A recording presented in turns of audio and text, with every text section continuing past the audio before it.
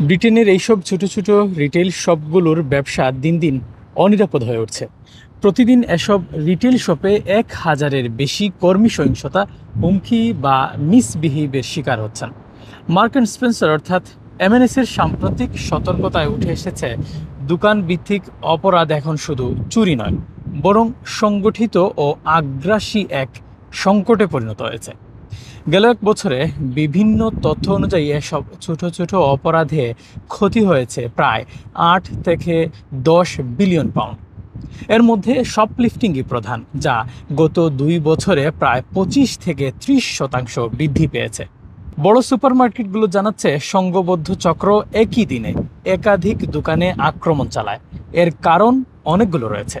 প্রথমত, জীবনযাত্রায় ব্যয় বৃদ্ধি অনেককে এই ছোটোখাটো চুরির দিকে ঠেলে দিচ্ছে। আর দ্বিতীয়ত, সংঘবদ্ধ এই অপরাধ চক্র উচ্চ মূল্যের পণ্য যেমন প্রসাধনী, অ্যালকোহল বা মূল্যবান পণ্যগুলোকে টার্গেট করে অন্যত্র পুনরায় বিক্রির জন্য। তৃতীয়ত, পুলিশের সীমিত উপস্থিতি আর কম শাস্তির ধারণা অপরাধীদের উৎসাহিত করছে। ফলাফল শুধু আর্থিক ক্ষতি নয়, কর্মীদের মানসিক চাপ, নিরাপত্তাহীনতা এবং দোকান বন্ধ হয়ে যাওয়ার ঝুঁকিও বাড়ছে। বিশেষজ্ঞরা বলছেন, প্রযুক্তি ও কঠোর আইন প্রয়োগ ছাড়া এই প্রবণতা থামানো যাবে না। Shariful Islam Chowdhury, N24 news, London.